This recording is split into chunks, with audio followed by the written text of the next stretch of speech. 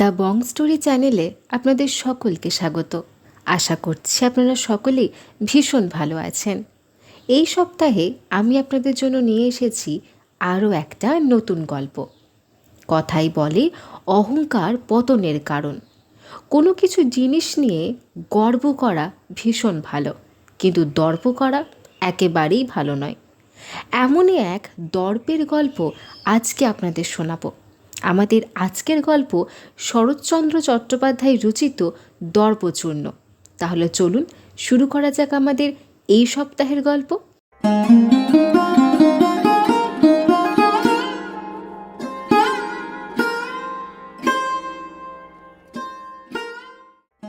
সন্ধ্যার পর ইন্দুমতী বিশেষ একটু সাজসজ্জা করিয়া তাহার স্বামীর ঘরে প্রবেশ করিয়া কহিল, কি হচ্ছে? নরেন্দ্র একখানি বাংলা মাসিকপত্র পড়িতেছিল। মুখ তুলিয়া নিঃশব্দে ক্ষণকাল স্ত্রীর মুখের পানে চাহিয়া থাকিয়া সেখানে হাতে তুলিয়া দিল। ইন্দু খোলা পাতাটার ওপর চোখ বুলাইয়া লইয়া জোড়া ভুরু ঈষৎ কুঞ্চিত করিয়া বিস্ময় প্রকাশ করিল। ইস, এ যে কবিতা দেখছি। তা বেশ, বসে না থাকি বেকার খাটি, দেখি এখানা কি কাগজ। সরস্বতী, স্বপ্রকাশ ছাপালে না বুঝি? নরেন্দ্র শান্ত দৃষ্টি ব্যথায় ম্লান হইয়া আসিল। ইন্দু পুনরায় প্রশ্ন করিল, স্বপ্রকাশ ফিরিয়ে দিলে? সেখানে পাঠাইনি।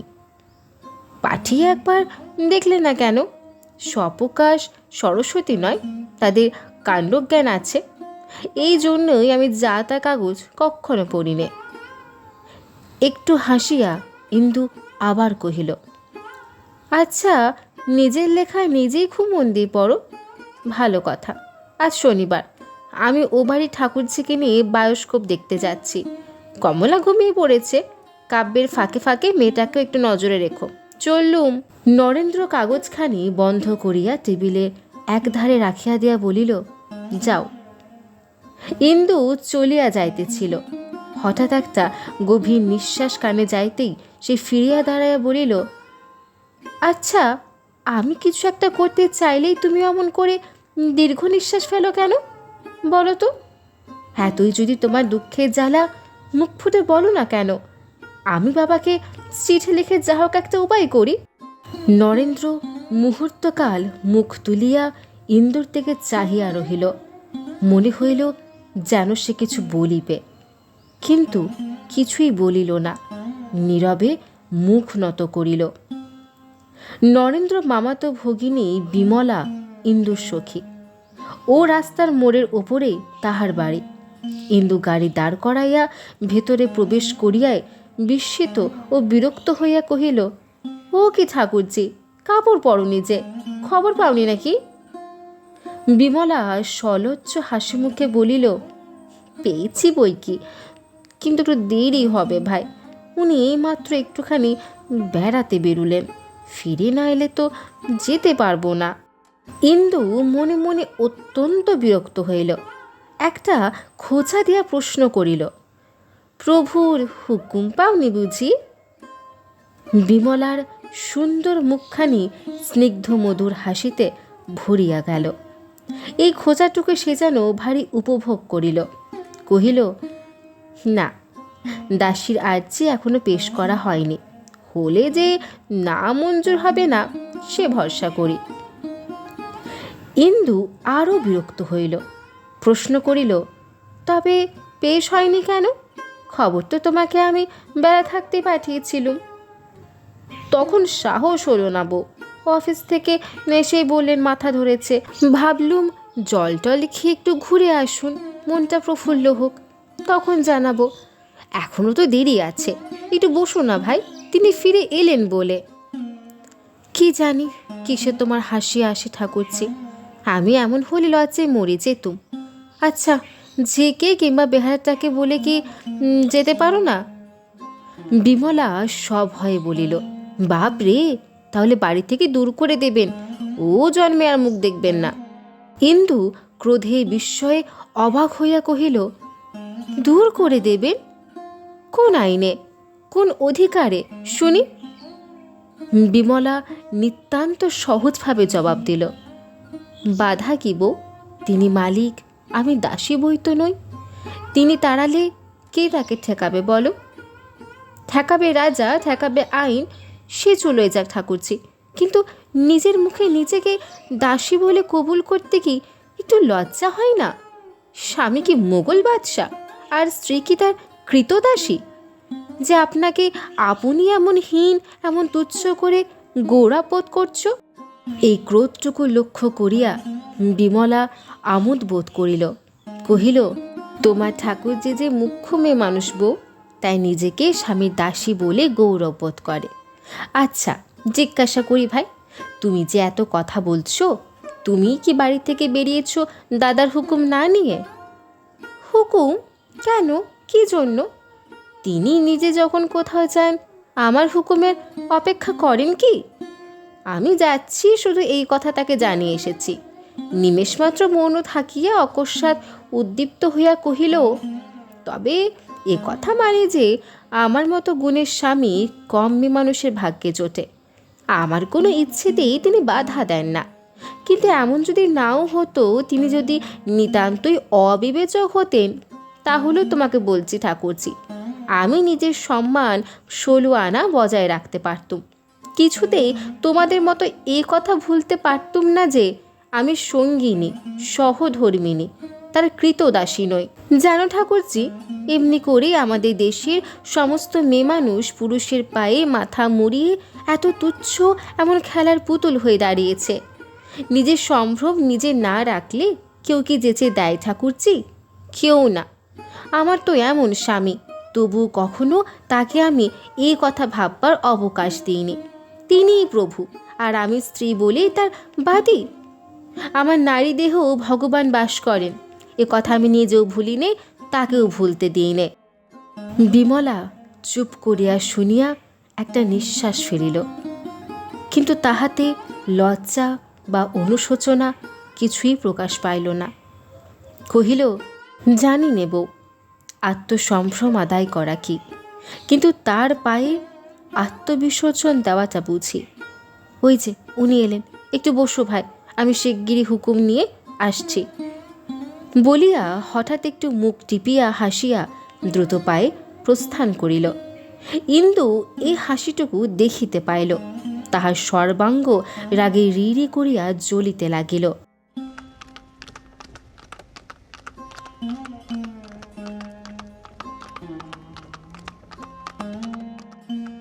বায়োস্কোপ হইতে ফিরিবার পথে ইন্দু হঠাৎ বলিয়া উঠিল, ঠাকুরজি, হুকুম না পেলে তো তুমি আসতে পারতে না। বিমলা পথের দিকে চাহিয়া অন্যমনস্ক হইয়া কি জানে কি ভাবিতেছিল, বলিল, না। তাই আমার মনে হয় ঠাকুরজি, আমি যখন তখন এসে তোমাকে ধরে নিয়ে যাই বলে তোমার স্বামী হয়তো রাগ করেন। বিমলা মুখ ফিরাইয়া কহিল, তাহলে আমি নিজেই বা কেন যাব বউ? বরং আমার ভয় হয় তুমি এমন করে এসো বলে দাদা হয়তো মনে মনে আমার ওপর বিরক্ত হন। ইন্দু সগর্বে কহিল, তোমার তা তার এই স্বভাব নয়। একে তো কখনো তিনি নিজের অধিকারের বাইরে পা দেন না। তাছাড়া আমার কাজে রাগ করবেন আমি ঠিক জানি। এই স্পর্ধা তার স্বপ্নেও আসে না। বিমলা মিনিট 2 স্থির থাকিয়া গম্ভীর একটা নিঃশ্বাস ফেলিয়া মৃদুকণ্ঠে বলিল, বউ, দাদা তোমাকে কি ভালোই না বাসেন, কিন্তু তুমি বোধ করি। এতক্ষণে ইন্দুর মুখে হাসি ফুটিল। কহিল, তার কথা অস্বীকার করিনে, কিন্তু আমার সম্বন্ধে তোমার সন্দেহ হলো কিসে তা জানি নেব, কিন্তু মনে হয় যেন। কেন হয় যেন ঠাকুরজি? তোমাদের মতো পায়ে লুটিয়ে পড়া ভালোবাসা আমার নেই বলে। আর ঈশ্বর করুন আমার নারীর মর্যাদাকে ডিঙ্গিয়ে যেন কোনো দিন আমার ভালোবাসা মাথা তুলে উঠতে না পারে। যে ভালোবাসা আমার স্বাধীন সত্তাকে লঙ্ঘন করে যায়, সে ভালোবাসাকে আমি আন্তরিক ঘৃণা করি। বিমলা গোপনে শিহরিয়া উঠিল। মিনিট খানেক চুপ করিয়া থাকিয়া ইন্দু কহিল, কথা কও না যে ঠাকুরজি, কি ভাবছ? কিছু না, প্রার্থনা করি দাদা তোমাকে চিরদিন এমনই ভালোবাসুন। কারণ যতই কেন বলো না বউ, মেয়ে মানুষের স্বামীর ভালোবাসার চেয়ে বিশ্ব ব্রহ্মাণ্ডও বড় নয়। মুহূর্তকাল মৌন থাকিয়া বিমলা পুনরায় কহিল, কি জানি কি তোমার নারী মর্যাদা আর কি তোমার স্বাধীন সত্তা। আমি তো আমার সমস্তই তার পায়ে ডুবিয়ে দিয়ে বেঁচেছি। সত্যি বলছি বউ, আমার তো এমনই দশা হয়েছে যে নিজের ইচ্ছে বলেও যেন আর কিছু বাকি নেই। তার ইচ্ছেই ছি ছি, চুপ করো চুপ করো। বিমলা চমকিয়া চুপ করিল। ইন্দু ঘৃণা ভরে বলিতে লাগিল, আমাদের দেশে মেয়েরা কি মাটির পুতুল? প্রাণ নেই, আত্মা নেই, কিচ্ছু নেই? আচ্ছা জিজ্ঞাসা করি, এত করে কি পেয়েছ? আমার চেয়ে বেশি ভালোবাসা আদায় করতে পেরেছ কি? ঠাকুরজি, ভালোবাসা মাপা যে যন্ত্র নেই, নইলে মেপে দেখাতে পারতুম। যাক সে কথা। কিন্তু কেন জানো? নিজেকে তোমাদের মতো নিচু করিনি বলে, তোমাদের এই কাঙ্গাল বৃত্তি মাথায় তুলে নিইনি বলে। আমার ভারী দুঃখ হয় ঠাকুরজি, কেন তিনি এত শান্ত, এত নিরীহ, কিছুতে একটা কথা বলেন না। নইলে দেখিয়ে দিতুম, তিনি যাকে গ্রাহ্য করেন না সেও মানুষ, সেও অগ্রাহ্য করতে জানে। সে আত্মমর্যাদা হারিয়ে ভালোবাসা চায় না। ও আবার কি, মুখ ফিরিয়ে হাসছ যে? বিমলা জোর করিয়া হাসি চাপিয়া বলিল, কই না তো। না কেন? এখনও তোমার ঠোঁটে হাসি লেগে রয়েছে। বিমলা হাসি ফেলিয়া বলিল, লেগে রয়েছে তোমার কথা শুনে। ওগো বউ, অনেক পেয়েছ বলে এত কথা বেরুচ্ছে। ইন্দু ক্রুদ্ধ মুখে জিজ্ঞাসা করিল, না পেলে? বেরোতো না? ভুল, নিছক ভুল। ঠাকুরজি, সকলেই তোমার মতো নয়। সকলেই ভিক্ষা চেয়ে বেড়ায় না, আত্মগৌরব বোঝে, এমন নারীও সংসারে আছে। এবার বিমলার মুখের হাসি ধীরে ধীরে মিলাইয়া গেল। বলিল, তা জানি। জানলে আর বলতে না। যাই হোক, এখন থেকে জেনো, যে ভিক্ষে চায় না, নিজের জোরে আদায় করে, এমন লোকও আছে। বিমলা ব্যথিত স্বরে বলিল, আচ্ছা, এই যে বাড়ি এসে পড়েছি, একবার নামবে নাকি? না, আমিও বাড়ি যাই। গাড়োয়ান ওই ও গলিতে। দাদাকে আমার প্রণাম দিও বউ। দেব। গাড়োয়ান চলো। আর নেই, সংসার খরচে কিছু টাকা দিতে হবে যে। স্ত্রীর প্রার্থনায় নরেন্দ্র আশ্চর্য হইল, কহিল, এর মধ্যে 200 টাকা ফুরিয়ে গেল? না গেলে কি মিথ্যে কথা বলছি, না লুকিয়ে রেখে চাইছি? নরেন্দ্রর চোখে মুখে একটা ভয়ের ছায়া পড়িল। কোথায় টাকা? কি করিয়া সংগ্রহ করিবে? সেই মুখের ভাব ইন্দু দেখিল, কিন্তু ভুল করিয়া দেখিল। কহিল, বিশ্বাস না হয় এখন থেকে একটা খাতা দিও, হিসেব লিখে রাখবো। কিংবা এক কাজ করো না, খরচের টাকা করি নিজের হাতেই রেখো, তাতে তোমারও ভয় থাকবে না, আমিও সংশয়ের লজ্জা থেকে রেহাই পাব। বলিয়া তীব্র দৃষ্টিতে চাহিয়া দেখিল, তাহার মুখের গাঢ় ছায়া বেদনায় গাঢ়তর হইয়াছে। নরেন্দ্র ধীরে ধীরে বলিল, অবিশ্বাস করি নে, কিন্তু কিন্তু কি? বিশ্বাসও হয় না? এই তো। আচ্ছা যাচ্ছি, যতটা পারি হিসেব লিখে আনি। কি সুখের ঘরকন্যাই হয়েছে আমার। বলিয়া সক্রোধে ঘর ছাড়িয়া চলিয়া গেল। কিন্তু তৎক্ষণাৎ ফিরিয়া আসিয়া কহিল, কিন্তু কেন? কিসের জন্য হিসেব লিখতে যাব? আমি কি মিথ্যে বলি? আমার মামাতো বোনের বিয়েতে কাপড় জামা লাগলো 50 টাকার ওপর। কমলার জামা দুটোর দাম 12 টাকা। সেদিন বায়োস্কোপে খরচা হলো 10-12 টাকা। খতিয়ে দেখো দেখি বাকি থাকে কত। তাতেই 10-15 দিন সংসার খরচটা কি এমন বেশি যে তোমার 2 চোখ কপালে উঠছে? আমার দাদার সংসারে মাসে 700-800 টাকাতেও যে হয় না। সত্যি বলছি, এমন করলে আমি তোর ঘরে টিকতে পারি নে। তার চেয়ে বরং স্পষ্ট বলো, দাদা মেদিনীপুরে বদলি হয়েছেন, আমি মেয়ে নিয়ে চলে যাই, আমিও জুড়োই, তুমিও বাঁচো। নরেন্দ্র অনেকক্ষণ ঘাড় হেঁট করিয়া মুখ তুলিয়া কহিল, এই বেলায় তো হবে না, দেখি যদি ও বেলায় কিছু জোগাড় করতে পারি। তার মানে যদি জোগাড় না করতে পারো তো উপোস করতে হবে নাকি? দেখো, কালই আমি মেদিনীপুরে যাব, কিন্তু তুমি এক কাজ করো, এই দালালি ব্যবসা ছেড়ে দিয়ে দাদাকে ধরে একটা চাকরি জোগাড় করে নাও, তাতে বরঞ্চ ভবিষ্যতে থাকবে ভালো। কিন্তু যা পারো না তাতে হাত দিয়ে নিজেও মাটি হয়েও না, আমাকে নষ্ট করো না। নরেন্দ্র জবাব দিল না। ইন্দু আরও কি বলতে যাইতেছিল, কিন্তু এই সময় বেহারাটা শম্ভুবাবুর আগমন সংবাদ জানাইল এবং পরক্ষণে বাহিরে জুতার পদশব্দ শোনা গেল। ইন্দু পার্শ্বের দ্বার দিয়া পর্দার আড়ালে সরিয়া দাঁড়াইল। শম্ভুবাবু মহাজন, নরেন্দ্র পিতা বিস্তর ঋণ করিয়া স্বর্গীয় হইয়াছেন। পুত্রের কাছে তাগাদা করিতে শম্ভুবাবু প্রায়ই শুভাগমন করিয়া থাকেন। আজিও উপস্থিত হইয়াছেন। তিনি মৃদুভাষী। আসন গ্রহণ করিয়া ধীরে ধীরে এমন গুটি কয়েক কথা বলিলেন, যাহা দ্বিতীয়বার শুনিবার পূর্বে অতি বড় নির্লজ্জ নিজের মাথাটা বিক্রয় করিয়া ফেলিতে দ্বিধা করিবে না। শম্ভুবাবু প্রস্থান করিলে ইন্দু আরেকবার সম্মুখে আসিয়া দাঁড়াইল। জিজ্ঞাসা করিল, ইনি কে? শম্ভুবাবু, তারপরে কিছু টাকা পাবেন তাই চাইতে এসেছিলেন। সে টের পেয়েছি, কিন্তু ধার করেছিলে কেন? নরেন্দ্র এ প্রশ্নের জবাবটা একটু ঘুরাইয়া দিল। কহিল, বাবা হঠাৎ মারা গেলেন তাই। ইন্দু অতিশয় রুক্ষ স্বরে বলিল, তোমার বাবা কি পৃথিবী শুদ্ধ লোকের কাছে দেনা করে গেছেন? এ শোধ করবে কে? তুমি? কি করে করবে শুনি? এতগুলো প্রশ্নের এক নিঃশ্বাসে জবাব দেওয়া যায় না। ইন্দু নিজেও সেজন্য অপেক্ষা করিয়া রহিল না। তৎক্ষণাৎ কহিল, বেশ তো, তোমার বাবা না হয় হঠাৎ মারা গেছেন, কিন্তু তুমি তো হঠাৎ বিয়ে করনি। বাবাকে এসব ব্যাপার তোমার তো জানানো উচিত ছিল। আমাকে গোপন করাও কর্তব্য হয়নি।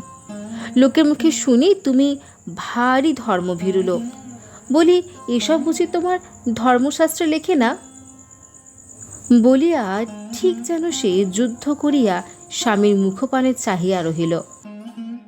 কিন্তু হায় রে, এতগুলো সুতীক্ষ্ণ বাণ যাহার উপর এমন নিষ্ঠুরভাবে বর্ধিত হইল, ভগবান তাহাকে কি নিরস্ত্র কি নিরুপায় করিয়াই সংসারে পাঠাইয়াছিলেন।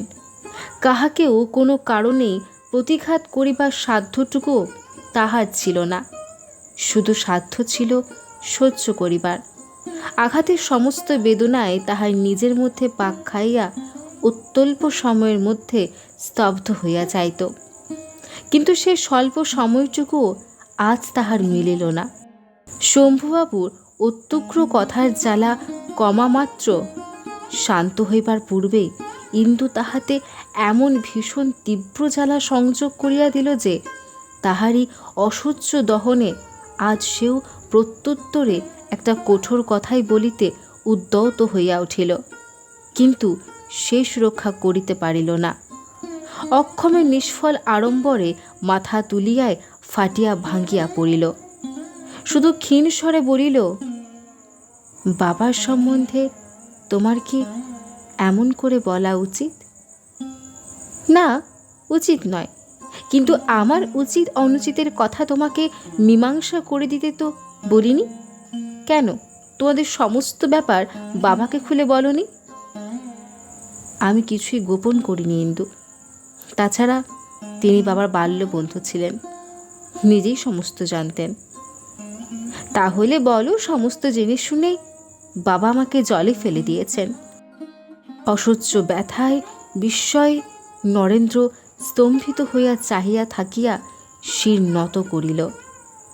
স্ত্রীর এই ক্রোধ যথার্থই সত্য কিংবা কলহের ছলনা মাত্র। হঠাৎ সে যেন ঠাহর করিতে পারিল না। এখানে গোড়ার কথা একটু বলা আবশ্যক।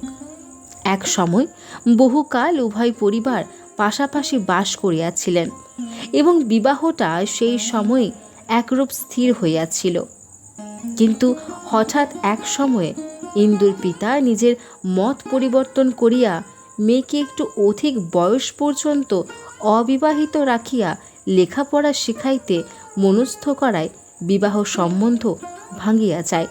কয়েক বর্ষ পরে ইন্দুর 18 বৎসর বয়সে যখন কথা ওঠে, তখন কলিকাতায় ফিরিয়া আসিয়া শুনেন নরেন্দ্রের পিতা মৃত্যু হইয়াছে। সে সময় তাহার সাংসারিক অবস্থা ইন্দুর পিতামাতা যথেষ্ট পর্যালোচনা করেছিলেন, এমনকি তাহাদের মত পর্যন্ত ছিল না। শুধু বয়স্থা ও শিক্ষিতা কন্যার প্রবল অনুরাগ উপেক্ষা করিতে না পারিয়াই অবশেষে তাহারা সম্মত হইয়াছিলেন। এই কথা এত শীঘ্র ইন্দু যথার্থই ভুলিয়াছে, কিংবা মিথ্যা মোহে অন্ধ হইয়া নিজেকে প্রতারিত করিবার নিদারুণ আত্মগ্লানি এখন এমন করিয়া তাহাকে অহরহ জ্বালাইয়া তুলিতেছে। কিছুই স্থির করিতে না পারিয়া নরেন্দ্র স্তব্ধ নিরুত্তরে মাথা হেঁট করিয়া বসিয়া রহিল। সে নির্বাক স্বামীর আনত মুখের প্রতি ক্ষণকাল দৃষ্টিপাত করিয়া ইন্দু আর কোনো কথা না বলিয়া ঘর ছাড়িয়া চলিয়া গেল। সে নিঃশব্দে গেল বটে, এমন অনেক দিন গিয়াছে, কিন্তু আজ অকস্মাৎ নরেন্দ্র মনে হইল তাহার বুকে বড় বেদনার স্থানটা ইন্দু যেন ইচ্ছাপূর্বক জোর করিয়া মারাইয়া দিয়া বাহির হইয়া গেল। একবার ঈষৎ একটু ঘাড় তুলিয়া স্ত্রীর নিষ্ঠুর পদক্ষেপ চাহিয়া দেখিল। যখন আর দেখা গেল না, তখন গভীর, অতি গভীর একটি নিঃশ্বাস ফেলিয়া নির্জীবের মতো সেখানে শুইয়া পড়িল। সহসা আজ প্রথমে মনে উদয় হইল সমস্ত মিথ্যা, সব ফাঁকি। এই সংসার, স্ত্রী, কন্যা, স্নেহ, প্রেম সমস্তই আজ তাহার কাছে মরুভূমির মরীচিকার মতো উবিয়া গেল। কে রে বিমল, আয় আয় বোন বস বলিয়া নরেন্দ্র শয্যার ওপরে উঠিয়া বসিল। তাহার উভয় ওষ্ঠপ্রান্তে ব্যথার যে চিহ্নটুকু প্রকাশ পাইল, তাহা বিমলার দৃষ্টি এড়াইল না। অনেক দিন দেখিনি দিদি, ভালো আছিস তো? বিমলার চোখ দুটি ছলছল করিয়া উঠিল। সে ধীরে ধীরে শয্যা প্রান্তে আসিয়া বলিল, কেন দাদা, তোমার অসুখের কথা আমাকে এতদিন জানাওনি? অসুখ তো তেমন কিছুই ছিল না, শুধু ওই বুকের ব্যথাটা একটু। বিমলা হাত দিয়া এক ফোঁটা চোখের জল মুছিয়া বলিল, একটু বই কি, উঠে বসতে পারো না? ডাক্তার কি বললে? ডাক্তারে কি হবে রে, ও আপনিই সেরে যাবে। হ্যাঁ, ডাক্তার পর্যন্ত দেখাওনি? কদিন হলো? নরেন্দ্র একটুখানি হাসিয়া বলিল, কদিন, এই তো সেদিন রে, দিন 7 হবে বোধহয়। 7 দিন? তাহলে বউ সমস্তই দেখে গেছে? না না, দেখে যায়নি বোধহয়। অসুখ আমার নিশ্চয়ই সে বুঝতে পারিনি। আমি তাই যাবার দিনও উঠে গিয়ে বাইরে বসেছিল। না না, হাজার হোক, তাই কি তোরা পারিস বোন? বউ তাহলে রাগ করে গেছে বলো? না, রাগ নয়, দুঃখ, কষ্ট, কত অভাব জানিস তো। ওদের এসব সহ্য করা অভ্যাস নেই। দেহটাও তার বড় খারাপ হয়েছে, নইলে অসুখ দেখলে কি তোরা রাগ করে থাকতে পারিস? বিমলা অশ্রু চাপিয়া কঠিন স্বরে বলিল, পারি বই কি দাদা, আমাদের অসাধ্য কাজ কিছু নেই। না হলে তোমরা বিছানায় না শোয়া পর্যন্ত আর আমাদের চোখে পড়ে না। ভোলা, পালকি এলো রে, আনতে পাঠিয়েছি মা। এর মধ্যেই যাবে দিদি? এখনো তো সন্ধে হয়নি, আর একটু বস না। না দাদা, সন্ধে হলে হিম লাগবে। ভোলা, পালকি একেবারে ভেতরে আনিস। ভেতরে কেন বিমল? ভেতরেই ভালো দাদা, এই ব্যথা নিয়ে তোমার বাইরে কি উঠতে কষ্ট হবে। আমাকে নিয়ে যাবি? এই পাগল, দেখো কি হয়েছে যে এত কাণ্ড করতে হবে? এই তো আমার প্রায়ই হয়, প্রায়ই সেরে যায়। তাই যাক দাদা, কিন্তু ভাই তো আমার আর নেই। তোমাকে হারালে আরেকটি পাবো। ওই যে পালকি, এই র্যাপারখানা বেশ করে গায়ে জড়িয়ে নিও। ভোলা, আরেকটু এগিয়ে আনতে বল। না দাদা, এই সময় তোমাকে চোখে চোখে না রাখতে পারলে আমার তিলার্ধ স্বস্তি থাকবে না। কিন্তু নিয়ে যেতে চাইবি বুঝলে, আমি তো তোকে খবরই দিতুম না।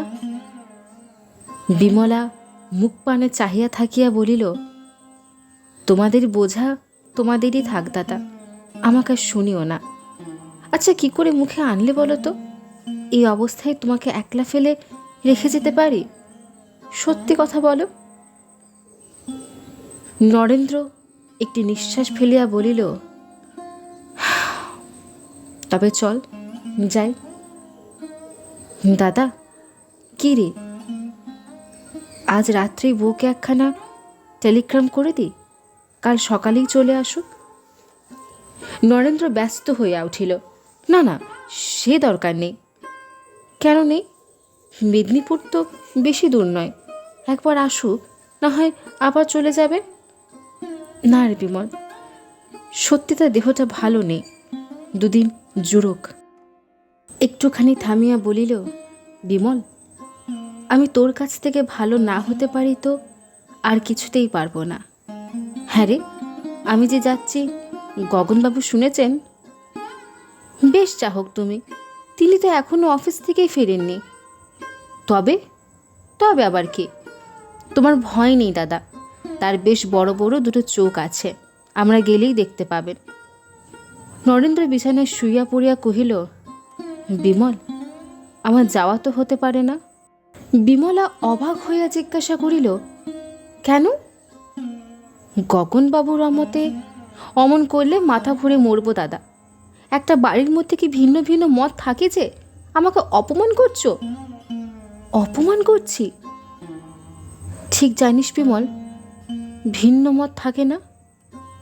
বিমলা আবশ্যক বস্ত্রাদি গুছাইয়া লইতেছিল, সলজ্জে মাথা নাড়িয়া বলিল, না। দাদা, আজ ব্যথাটা তত টের পাচ্ছ না? না, একেবারে না। এই 8 দিন তোদের কাছে কি কষ্টই না দিলুম। এখন বিদেয় কর দিদি। করবো কার কাছে? আচ্ছা দাদা, এই 16-17 দিনের মধ্যে বউ একখানা চিঠি পর্যন্ত দিলে না? না, দিয়েছেন বই কি, পৌঁছানো সংবাদ দিয়েছিলেন, কালও একখানা পেয়েছি, বরং আমি জবাব দিতে পারিনি ভাই। বিমলা মুখ ভার করিয়া নিঃশব্দে চাহিয়া রহিল। নরেন্দ্র লজ্জায় কুণ্ঠিত হইয়া বলিতে লাগিল, সেখানে গিয়ে পর্যন্ত সে ভালো নেই, সর্দি কাশি, পরশু একটু জ্বরের মতো হয়েছিল, তবু তার ওপরেই চিঠি লিখেছেন। আজ তাই বুঝি সেখানে টাকা পাঠিয়ে দিলে? নরেন্দ্র অধিকতর লজ্জিত হইয়া পড়িল। কহিল, কিছুই তো তার হাতে ছিল না। বাড়ির পাশে একটা মেলা বসেছে, লিখেছেন সেটা শেষ হয়ে গেলেই ফিরতে পারবেন। তোমাকে বুঝি চিঠিপত্র লিখতে পারেননি? পেরেছেন বই কি, কাল আমিও একখানা 4 পাতা জোড়া চিঠি পেয়েছি। পেয়েছিস? পাবি বই কি, তার জবাবটা?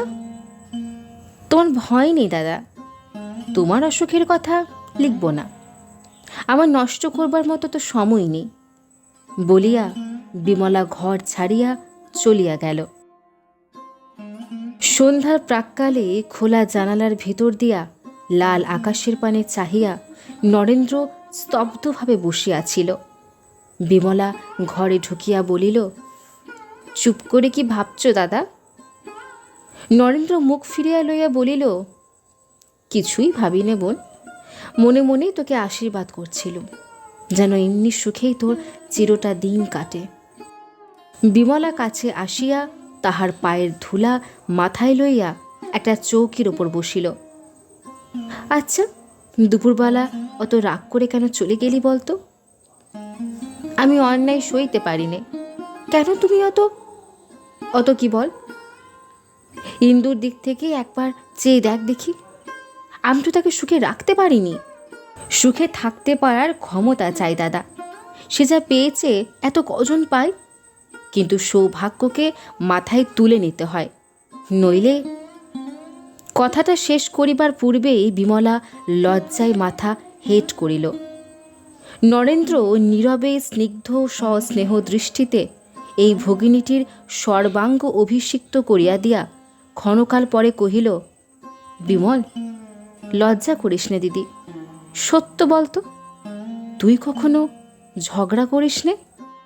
উনি বলেছেন বুঝি? তা তো বলবেনি।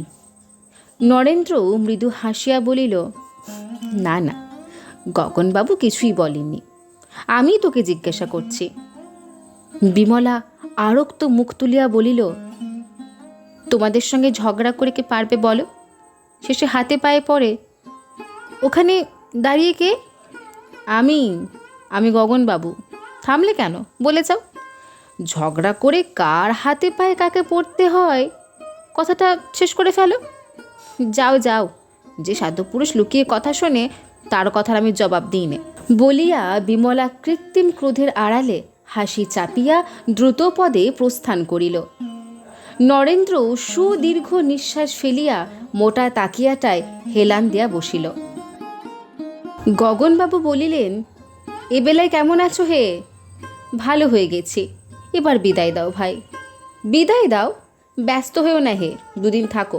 তোমার এই বোনটির আশ্রয়ে যে যটা দিন বাস করতে পায় তার তত বৎসর পরমায়ু বৃদ্ধি হয়, সে খবর জানো?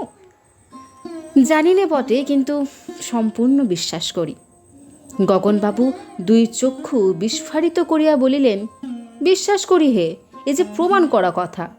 বাস্তবিক নরেনবাবু এমন রত্ন সংসারে পাওয়া যায়। ভাগ্য ভাগ্য ভাগ্যং ফলতি, কি হে কথাটা? নইলে আমার মতো হতভাগা যে এ বস্তু পায়, এ তো স্বপ্নেরও গোচর। বউ ঠাকুরুন, না না হে না, থেকে যাও দুদিন। এমন সংসার ছেড়ে স্বর্গে গিয়েও আরাম পাবে না, তা বলে দিচ্ছি ভাই। বিমলা বহু দূরে যায় নাই, ঠিক পর্দার আড়ালে কান পাতিয়াছিল। চোখ মুছিয়া উকি মারিয়া সে প্রায়ান্ধকারও স্পষ্ট দেখিতে পাইল তাহার স্বামীর কথাগুলো শুনিয়া নরেন দাদার মুখখানা একবার জ্বলিয়া উঠিয়াই যেন ছাই হইয়া গেল।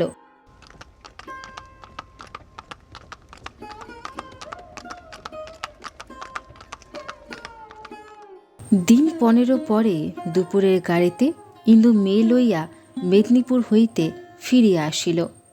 স্ত্রী ও কন্যাকে সুস্থ সবল দেখিয়া নরেন্দ্রর শীর্ণ পাণ্ডুর মুখ মুহূর্তে উদ্ভাসিত হইয়া উঠিল। সাগ্রহে ঘুমন্ত কন্যাকে বুকে টানিয়া লইয়া প্রশ্ন করিল, কেমন আছো ইন্দু? বেশ আছি। কেন? তোমার জ্বরের মতো হয়েছিল শুনে ভারী ভাবনা হয়েছিল, সেরে গেছে? না হলে ডাক্তার ডাকবে নাকি? নরেন্দ্রর হাসি মুখ মলিন হইল। কহিল, না, তাই জিজ্ঞাসা করছি। কি হবে করে? এদিকে তো 50টি টাকা পাঠিয়ে দেবার চিঠির ওপর চিঠি যাচ্ছিল। কেমন আছো কেমন আছো, সাবধানে থেকো সাবধানে থেকো। আমি কি করছি খুকি? না 50টি টাকা দাদা আমাকে দিতে পারতেন না? ও টাকা পাঠিয়ে সকলের কাছে আমার মাথা হেট করে দেবার কি দরকার ছিল? সেদিন বাড়িতে একটা হাসি পড়ে গেল। নরেন্দ্র ম্লান মুখ আরও ম্লান করিয়া অস্ফুটে কহিল, জোগাড় করতে পারলুম না। না পাঠিয়ে তাই কেন লিখে দিলে না? আবার সে নিত্য নেই নেই, দাও দাও। বাস্তবিক বড়লোকের মেয়ে গরিবের ঘরে পড়ার মতো মহাপাপ আর সংসারে নেই বলিয়া সেই পরম সত্যে স্বামীর হৃদয় পূর্ণ করিয়া দিয়া ইন্দু অন্যত্র চলিয়া গেল। মাসাধিক পরে স্বামী স্ত্রীর এই প্রথম সাক্ষাৎ। বাহিরে আসিয়া ইন্দু ইতস্তত দৃষ্টি নিক্ষেপ করিয়া নিজের শোবার ঘরে ঢুকিয়া ভারী আশ্চর্য হইয়া দেখিল, বাড়ির অন্যান্য স্থানের মতো এখানেও সমস্ত বস্তু রীতিমতো পরিষ্কার পরিচ্ছন্ন করা হইতেছে। জিজ্ঞাসা করিল, এত ঝাড়ামোছা কেন হচ্ছে? নতুন ছি বলিল, আপনি আসবেন বলে। আমি আসবো বলে? হ্যাঁ মা, বাবু তো বলে দিলেন আপনি ময়লা কিছু দেখতে পারেন না আজ 3 দিন থেকে, তাই। ইন্দু অন্তরের মধ্যে একটা বড় রকমের গর্ব অনুভব করিল, কিন্তু সহজভাবে বলিল, ময়লা আবার কে দেখতে পারে? তবু ভালো যে, হ্যাঁ মা, লোক লাগিয়ে ওপর নিয়ে সমস্ত সাফ করা হয়েছে। ঝি, রামটহলটাকে একবার ডেকে দাও তো, বাজার থেকে কিছু ফলমূল কিনে আনুক। ফল টল তো সব আছে মা, বাবু আজ সকালে নিজে বাজারে গিয়ে সমস্ত খুঁটিয়ে কিনে এনেছেন। ডাব আছে? আঙ্গুর আছে বই কি, এখনই নিয়ে আসছি বলিয়া দাসী চলিয়া গেল। ইন্দুর মুখের ওপর হইতে বিরক্তির মেঘখানা সম্পূর্ণ উড়িয়া গেল, বরং অনতিপূর্বে স্বামীর মলিন মুখখানা বুকের কোথায় যেন একটু খচখচ করিতেও লাগিল। বিশ্রাম করিয়া 2 ঘণ্টা পরে সে প্রসন্ন মুখে স্বামীর বসিবার ঘরে ঢুকিয়া দেখিল, নরেন্দ্র চশমা খুলিয়া খুব ঝুঁকিয়া বসিয়া কি লিখিতেছে। কহিল, অত মন দিয়ে কি লেখা হচ্ছে, কবিতা? নরেন্দ্র মুখ তুলিয়া বলিল, না। কি তবে? ও কিছু না বলিয়া সে লেখাগুলো চাপা দিয়া রাখিল। ইন্দুর প্রসন্ন মুখ মেঘাবৃত্ত হইয়া উঠিল। কহিল, তাহলে কিছু নার উপর তুই ঝুঁকে না পড়ি, বরং যাতে দুঃখ কষ্ট ঘোচে এমন কিছুতেই মন দাও। শুনলুম দাদার হাতে নাকি গোটা কতক চাকরি খালি আছে বলিয়া ভালো করিয়া স্বামীর মুখের পানে চাহিয়া রহিল। সে নিশ্চয়ই জানিত এই চাকুরি করার কথাটা তাহাকে চিরদিন আঘাত করে। আজ কিন্তু আশ্চর্য হইয়া দেখিল, আঘাতের কোনো বেদনায় তাহার মুখে প্রকাশ পাইল না। নরেন্দ্র শান্তভাবে বলিল, চাকরি করবার লোকও সেখানে আছে। এই সম্পূর্ণ অপ্রত্যাশিত উত্তরে ইন্দু ক্রোধে জ্বলিয়া উঠিল। ক্ষণকাল অবাক হইয়া থাকিয়া বলিল, তা জানি, কিন্তু সেখানে আছে, এখানে নেই নাকি? আজকাল ভালো কথা বললে যে তোমার মন্দ হয় দেখছি। ঘরের কোণে ঘাড় গুঁজে বসে কবিতা লিখতে তোমার লজ্জা করে না? বলিয়া সে চোখ মুখ রাঙা করিয়া ঘর ছাড়িয়া গেল। এই দ্বিতীয় সাক্ষাৎ। এই যে বউ, কখন এলে? পরশু দুপুরবেলা। পরশু দুপুরবেলা? তাই এত তাড়াতাড়ি আজ সন্ধ্যাবেলায় দেখা দিতে এসেছ? না ভাই বউ, টানতে একটু কম করো। ইন্দু ঘাড় নাড়িয়া কহিল, চিঠি লিখে জবাব পর্যন্ত পাইনে, আমি একা আর কত টানবো ঠাকুরজি? বিমলা আশ্চর্য হইয়া জিজ্ঞাসা করিল, জবাব পাওনি? সে না পাওয়ায় 4 পাতার জবাব 4 ছত্র তো। বিমলা অপ্রতিভ হইয়া বলিল, তখন একটুকু সময় ছিল না ভাই। এ ঘরে দাদা যদি বা একটু সারলেন, ওদিকে আমার নতুন ভাড়াটে যায়। ইন্দু কথাটার এক বর্ণ বুঝিল না, হাঁ করিয়া চাহিয়া রহিল। বিমলা সেদিকে মনোযোগ না করিয়া বলিতে লাগিল, সেই মঙ্গলবারটা আমার চিরকাল মনে থাকবে। 7 দিনের দিন খবর পেয়ে দাদাকে নিয়ে এলো। তার 2 দিন পরে দাদার বুকের ব্যথা যেমন বাড়াবাড়ি, অম্বিকাবাবুর অসুখটাও তেমনি বেড়ে উঠল। তোমাকে বলবো কি বউ, শেখ দিতে দিতে আর ফোমেন্ট করতে করতে বাড়ি শুদ্ধ লোকের হাতে চামড়া উঠে গেল। সারা দিন রাত কারু নাওয়া খাওয়া পর্যন্ত হলো না। হ্যাঁ, সতীসাধ্যী বলেও এই অম্বিকাবাবুর স্ত্রীকে। ছেলে মানুষ বউ, কিন্তু কি যত্ন, কি স্বামী সেবা!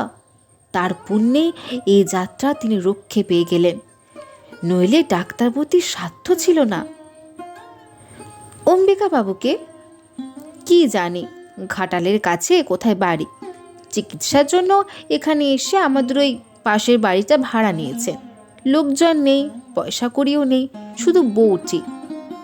ইন্দু মাঝখানে প্রশ্ন করিল, তোমার দাদার বুঝি খুব বেড়েছিল? বিমলা ওষ্ঠাধর কুঞ্চিত করিয়া কহিল, সে রাতে আমার তো সত্যি ভয় হয়েছিল। ওই তাকের ওপর ওষুধের খালি শিশিগুলো চেয়ে দেখো না, 3 জন ডাক্তার আর। আচ্ছা বউ, দাদা বুঝি এসব কথা তোমাকে চিঠিতে লেখেননি? ইন্দু অন্য মনস্কের মতো কহিল, না। বিমলা জিজ্ঞাসা করিল, এখানে এসে বুঝি শুনলে? ইন্দু তেমনিভাবে জবাব দিল, হ্যাঁ। বিমলা বলিতে লাগিল, আমি তো তোমাকে প্রথম দিনেই টেলিগ্রাম করতে চেয়েছিল, মাত্র 2-3 ঘন্টার পর সচ্ছন্দে আসতে পারতে, কিন্তু দাদা কিছুতেই দিলেন না। হাসিয়া কহিল, কি যে তাকে তুমি করেছ তা তুমিই জানো বউ, পাছে অসুস্থ শরীরে তুমি ব্যস্ত হও, এই ভয়ে কোনো মতেই খবর দিতে চাইলেন না। যাক, ঈশ্বরের ইচ্ছায় ভালো হয়ে গেছে, নইলে নইলে তার কি হতো ঠাকুরজি? অসুখ সারতেও আমাকে দরকার হয়নি, না সারলেও হয়তো দরকার হতো না। বলিয়া ইন্দু উঠিয়া গিয়া ওষুধের শূন্য ও অর্ধশূন্য শিশিগুলা নাড়িয়া চাড়িয়া লেবেলের লেখা পড়িয়া দেখিতে লাগিল। কিন্তু এ কি হইল? কখনো যাহা হয় নাই, আজ অকস্মাৎ তার 2 চোখ অশ্রুতে ঝাপসা হইয়া গেল। কেন? সে কি কেহ নয় যে এত বড় একটা কাণ্ড হইয়া গেল, অথচ তাহাকে জানানো পর্যন্ত হইল না? সে নিজের এমনকি পীড়ার কথা লিখিয়াছিল, যাহাতে সংবাদ দেহাটাও কেহ উচিত মনে করিলেন না। তিনি ভালো হইয়াও তো কতগুলো পত্র, কত কথা লিখলেন, শুধু নিজের কথাটাই বলিতে ভুলিলেন। বেশ, এখানে আসিয়াও তো 3 দিন হইল, তবু কি মনে পড়িল না? ইন্দুর তীব্র অভিমানের সুর বিমলা টের পাইয়াছিল। ফিরিয়া আসিয়া বলিল, শেষই বোতল নাড়াচাড়া করে আর কি হবে বউ? ওরা কখনো মিথ্যে সাক্ষী দেবে না, তা যতই জেরা কর না। এসো, তোমার চা দেওয়া হয়েছে, চলো। বলিয়া ইন্দু অলক্ষ্যে চোখে জল মুছিয়া তাহার কাছে আসিয়া দাঁড়াইল। চা খাওয়া শেষ হইলে বিমলা কি জানি ইচ্ছা করিয়া আঘাত দিল কিনা, কহিল, সে এক হাসির কথা বউ, এক বাড়িতেই 2 রোগী, কিন্তু দুজনের কি আশ্চর্য ভিন্ন ব্যবস্থা। দাদা মরমর হয়েও তোমাকে খবর দিতে দিলেন না, পাছে ব্যস্ত হও, পাছে তোমার শরীর খারাপ হয়। আর অম্বিকা বাবু এক দণ্ড ওর স্ত্রীকে সম্মুখ থেকে নড়তে দিলেন না, তার ভয় সে চোখের সম্মুখ থেকে গেলেই তার প্রাণটা বেরিয়ে যাবে। এমনকি সে ছাড়া তিনি কারো হাতে বিশ্বাস করে ওষুধ খেতেন না। এমন কখনো শুনেছ বলো? আমাদের একে তোমরা সবাই তামাশা করো, কিন্তু অম্বিকা বাবুরা সকলকে ডিঙ্গিয়ে গেছেন। খেটে খেটে এই মেয়েটি ঠিক মরার মতো আকৃতি হইয়াছে। ইন্দু বলিয়া উঠিয়া দাঁড়াইল, কহিল, আর একদিন এসে তোমার সতী সাথী বউটির সঙ্গে আলাপ করে যাব। আজ গাড়ি এসেছে, চললুম। তাহলে কাল একবার এসো, আলাপ করে বাস্তবিক সুখী হবে, দেখা যাবে যদি কিছু শিখতে পারি।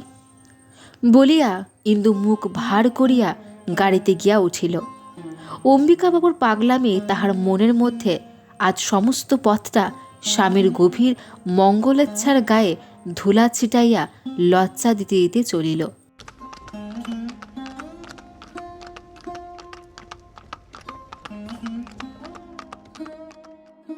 দিন 2 পরে কথায় কথায় ইন্দু অত্যন্ত বিরক্ত হইয়া বলিয়া উঠিল, যদি সত্যি কথা শুনতে হয়, রাগ না করো, তাহলে বলি ঠাকুরজি, বিয়ে করা তোমার দাদারও উচিত হয়নি, এই অম্বিকাবাবুরও হয়নি। বিমলা জিজ্ঞাসা করিল, কেন? কারণ প্রতিপালন করার ক্ষমতা না থাকলে এটা মহাপাপ। উত্তর শুনিয়া বিমলা মর্মাহত হইল। ইন্দুকে সে ভালোবাসিত। খানিক পরে কহিল, অম্বিকাবাবুর অন্যায় হয়ে থাকতে পারে, কিন্তু তাই বলে তার স্ত্রী নিজের কর্তব্য করবে না? তাকে তো মরণ পর্যন্ত স্বামীর সেবা করতে হবে। কেন হবে? তিনি অন্যায় করবেন, যাতে অধিকার নেই তাই করবেন, তার ফলভোগ করব আমরা। তুমি ইংরেজি পড়নি, আর 5টা সভ্য সমাজের খবর রাখো না, নইলে বুঝিয়ে দিতে পারতুম। কর্তব্য শুধু একদিকে থাকে না, হয় 2 দিকে থাকবে, না হয় থাকবে না। পুরুষেরা এই কথা আমাদের বুঝতে দেয় না বলে আমরা অম্বিকাবাবুর স্ত্রীর মতো মৃত্যুপণ করে সেবা করি। বিমলা মুহূর্তকাল চাহিয়া থাকিয়া কহিল, না হলে করতাম না। বউ, সেবা করাটাকে স্ত্রীর বড় দুঃখের কাজ বলে মনে করো? অম্বিকা বাবুর স্ত্রীর বাইরের ক্লেশটাই দেখতে পাও, তার ভেতরের আনন্দটা জানতে পাও কি? আমি জানতেও চাই নে। স্বামীর ভালোবাসাটাও বোধ করি জানতে চাও না? না ঠাকুরজি, অরুচি হয়ে গেছে, বরং ওটা কম করে নিজের কর্তব্য করলেই হাঁফ ছেড়ে বাঁচি। বিমলা দাঁড়াইয়াছিল, নিঃশ্বাস ফেলিয়া ধীরে ধীরে বসিয়া পড়িয়া বলিল, ঠিক এই কথাটাও আগে একবার বলেছ, কিন্তু তখনও বুঝতে পারিনি, এখনো বুঝতে পারলুম না। আমার দাদা তার কর্তব্য করেন না? কিসে তা তুমিই জানো। অনেক বই পড়েছ, অনেক দেশের খবর জানো, তোমার সঙ্গে তর্ক করা সাজে না। কিন্তু আমার দৃঢ় বিশ্বাস, স্বামী ন্যায় অন্যায় যাই করুন, তার ভালোবাসা অগ্রাহ্য করবার স্পর্ধা কোনো দেশের স্ত্রীরই নেই। আমার তো মনে হয় ও জিনিস হারানোর চেয়ে মরণ ভালো, তারপরেও বেঁচে থাকা শুধু বিড়ম্বনা। আমি তা মানি নে। মানো, নিশ্চয়ই মানো বলিয়া বিমলা হাসিয়া ফেলিল। তার সহসা মনে হইল এ সমস্তই পরিহাস। সত্যই তো পরিহাসপূর্ণ নারীর মুখে ইহার কি হইতে পারে? কহিল, কিন্তু তাও বলিব, আমার কাছে যা মুখে আসে বলছো, কিন্তু দাদার সামনে এসব নিয়ে বেশি চালাকি করো না। কেননা পুরুষ মানুষ যতই বুদ্ধিমান হন, অনেক সময় কি অনেক সময় তামাশা কিনা ধরতে পারেন না। সে তার কাজ, আমি তা নিয়ে দুর্ভাবনা করি নে। কিন্তু আমি যে না ভেবে থাকতে পারি নে বউ। ইন্দু জোর করিয়া হাসিয়া প্রশ্ন করিল, কেন বলো তো?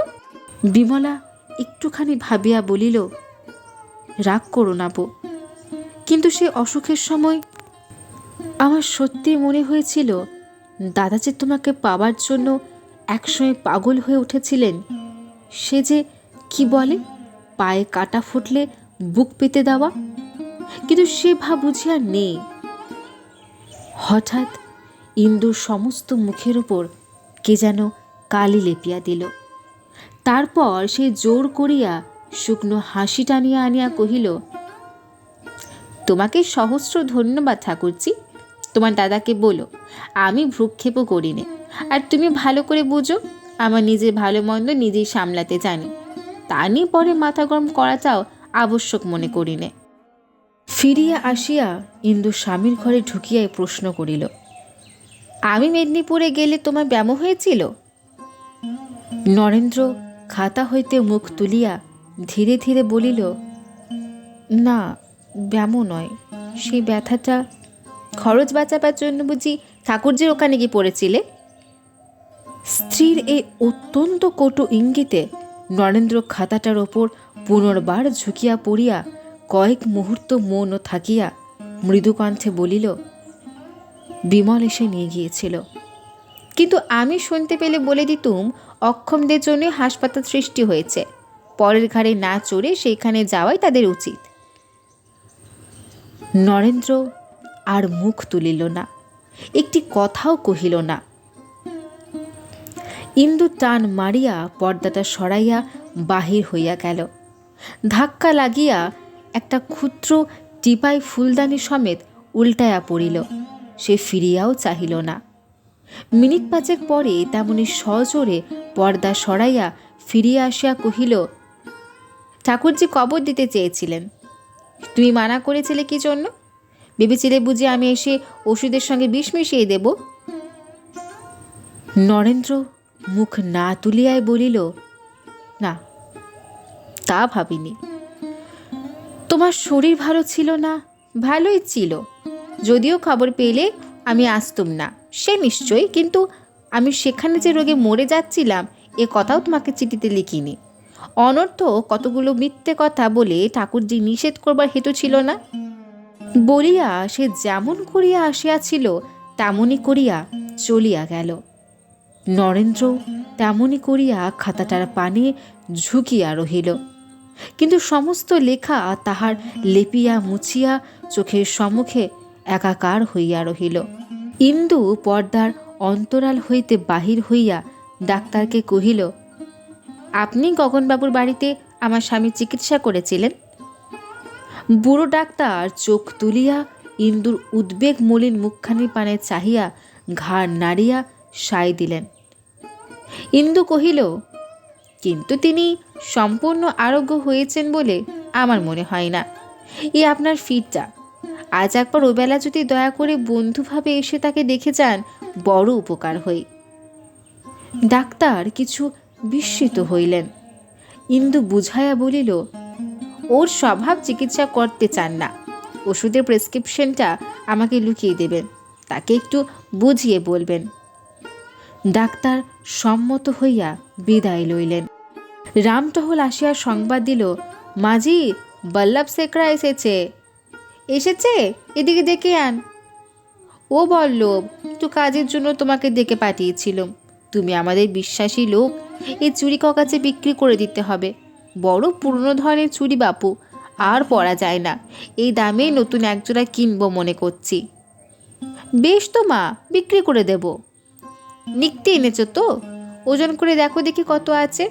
দামটা কিন্তু বাপু আমাকে কালই দিতে হবে, আমার দেরি করলে চলবে না। তাই দেব। বল্লভ চুড়ি হাতে করিয়া বলিল, এই যে একেবারে টাটকা জিনিস মা, বেচলেই তো কিছু লোকসান হবে। তা হোক বল্লভ, এ গরমটা আমার মনে ধরে না। আর এই সম্বন্ধে বাবুকে কোনো কথা বলো না। বাবুতে লুকাইয়া অলংকার বেচা কেনার ইতিহাস বল্লভের অবিদিত ছিল না। সে একটু হাসিয়া চুড়ি লইয়া গেল। ডাক্তারবাবু 5-7 শিশি ওষুধ খেলেন, কিন্তু বুকের ব্যথাটা তো গেল না। গেল না? কই, তিনি তো কিছু বলেন না। জানেন তো, ওই তার স্বভাব। কিন্তু আমি নিশ্চয়ই জানি একটু ব্যথা লেগেই আছে, তাছাড়া শরীর তো সারছে না। ডাক্তার চিন্তা করিয়া কহিলেন, দেখুন, আমারও সন্দেহ হয়। শুধু ওষুধে কিছু হবে না, একবার জল হাওয়া পরিবর্তন আবশ্যক। তাই কেন তাকে বলেন না? বলেছিলাম একদিন, কিন্তু তিনি প্রয়োজন মনে করেন না। ইন্দু রুষ্ট হইয়া বলিয়া ফেলিল, তিনি মনে না করলেই হবে? আপনি ডাক্তার, আপনি যা বলবেন তাই তো হওয়া চাই। বৃদ্ধ চিকিৎসক একটুখানি হাসিলেন। ইন্দু নিজের উত্তেজনায় লজ্জিতা হইয়া বলিল, দেখুন, আমি বড় ব্যাকুল হয়ে পড়েছি, আপনি ওকে খুব ভয় দেখিয়ে দিন। ডাক্তার মাথা নাড়িয়া ধীরে ধীরে কহিলেন, এ সকল রোগে ভয় তো আছেই। ইন্দুর মুখ পাংশু হইয়া গেল।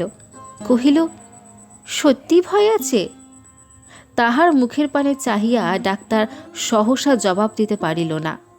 ইন্দুর চোখে জল আসিয়া পড়িল। বলিল, আমি আপনার মেয়ের মতো ডাক্তারবাবু, আমাকে লুকোবেন না। কি হয়েছে খুলে বলুন। ঠিক যে কি হইয়াছে তাহা ডাক্তার নিজেও জানিতেন না। তিনি নানা রকম করিয়া যাহা কহিলেন তাহাতে ইন্দুর ভয় ঘুচিল না। সে ঘরে ফিরিয়া আসিয়া কাঁদিতে লাগিল। বিকেলবেলা নরেন্দ্র হাতের কলমটা রাখিয়া দিয়া খোলা জানালার বাহিরে চাহিয়াছিল। ইন্দু ঘরে ঢুকিয়া অদূরে একটা চৌকি টানিয়া লইয়া বসিল। নরেন্দ্র একবার মুখ ফিরাইয়া আবার সেই দিকেই চাহিয়া রহিল। কিছুদিন হইতে ইন্দু টাকা চাহে নাই। আজ সে যে কি জন্য আসিয়া বসিল তাহা নিশ্চয়ই অনুমান করিয়া তাহার বুকের ভিতরটা ঢিপ ঢিপ করিতে লাগিল। ইন্দু টাকা চাহিল না, কহিল, ডাক্তারবাবু বললেন ব্যথাটা যখন ওষুধে যাচ্ছে না তখন হাওয়া বদলানো দরকার। একবার বেড়াতে কেন যাও না? নরেন্দ্র বাস্তবিক চমকিয়া উঠিল। বহুদিন অজ্ঞাত বড় স্নেহের ধন যেন কোথায় লুকাইয়া তাহাকে ডাক দিল। ইন্দুর এই কণ্ঠস্বর সে তো ভুলিয়াই গিয়াছিল। তাই মুখ ফিরাইয়া হতবুদ্ধির মতো চাহিয়া ক্ষণকালের জন্য কি যেন মনে মনে খুঁজিয়া ফিরিতে লাগিল। ইন্দু কহিল, কি বলো, তাহলে কালই গুছিয়ে নিয়ে বেরিয়ে পড়া যাক। বেশি দূরে কাজ নেই, এই বদ্রীনাথের কাছে। আমরা দুজন, কমলা আর জি। রামটহল পুরানো বিশ্বাসী লোক বাড়িতেই থাক, সেখানে একটা ছোট বাড়ি নিলেই হবে। তাহলে আজ থেকে গুছোতে আরম্ভ করুক না কেন? কোনো প্রকার খরচের কথাতে নরেন্দ্র ভয় পাইত। এই একটা বড় রকমের ইঙ্গিতে তাহার মেজাজ একেবারে বিগড়াইয়া গেল। প্রশ্ন করিল, এই ডাক্তারটিকে এখানে আসতে বললে কে? ইন্দুর জবাব দেবার পূর্বে সে পুনরায় কহিল, বিমলাকে বলো আমার পিছনে ডাক্তার লাগিয়ে উত্ত্যক্ত করার আবশ্যক নেই, আমি ভালো আছি। বিমলা প্রচ্ছন্ন থাকিয়া ডাক্তার পাঠাইতেছে? বিমলাই সব? ইন্দু অন্তরে আঘাত পাইল, কিন্তু চাপা দিয়া বলিল, কিন্তু তুমি তো সত্যি ভালো নেই, ব্যথাটা তো সারেনি। সেরেছে, তা হলেও শরীর সারেনি, বেশ দেখতে পাচ্ছি। একবার ঘুরে এলে আর যাই হোক, মন্দ কিছু তো হবে না। নরেন্দ্র ভিতরে বাহিরে এমন জায়গায় উপস্থিত হইয়াছিল যেখানে সহ্য করিবার ক্ষমতা নিঃশেষ হইয়া গিয়াছিল। তবুও ধাক্কা সামলাইয়া বলিল, আমার ঘুরে বেড়াবার সামর্থ্য নেই। ইন্দু জেদ করিয়া বলিল, সে হবে না, প্রাণটা তো বাঁচানো চাই। এই জেদটা ইন্দুর পক্ষে এতই নতুন যে নরেন্দ্র সম্পূর্ণ ভুল করিল। তাহার নিশ্চয়ই মনে হইল তাহাকে ক্লেশ দিবার ইহা একটা অভিনব কৌশল মাত্র। এতদিন ধৈর্যের বাঁধন তাহার নিমেষে ছিন্ন হইয়া গেল। চেঁচাইয়া উঠিল, কে বললে প্রাণ বাঁচানো চাই? না, চাই না, তোমার পায়ে পড়ি ইন্দু, আমাকে রেহাই দাও, আমি নিঃশ্বাস ফেলে বাঁচি। স্বামীর কাছে কটু কথা শোনা ইন্দু কল্পনা করিতেও পারিত না। সে কেমন যেন জড়সড় হতবুদ্ধি হইয়া গেল, কিন্তু নরেন্দ্র জানিতে পারিল না। বলিতে লাগিল, তুমি ঠিক জানো আমি কি সংকটের মাঝখানে দিন কাটাচ্ছি। সমস্ত জেনে শুনো আমাকে কেবল কষ্ট দেবার জন্যই অহর্নিশি খোঁচাচ্ছ। কেন? কি করেছি তোমার? কি চাও তুমি? ইন্দু ভয়ে বিবর্ণ হইয়া চাহিয়া রহিল। একটা কথাও তাহার মুখ দিয়া বাহির হইল না। চেঁচামেচি উত্তেজনা নরেন্দ্র পক্ষে যে কিরূপ অস্বাভাবিক তাহা এইবার সে নিজেই টের পাইল। কণ্ঠস্বর নত করিয়া বলিল, বেশ, স্বীকার করলেও আমার হাওয়া বদলানো আবশ্যক, কিন্তু কি করে যাব? কোথায় টাকা পাবো? সংসারে খরচ জোগাতেই যে আমার প্রাণ বার হয়ে যাচ্ছে। ইন্দু নিজে কোনো দিন ধৈর্য শিক্ষা করে নাই।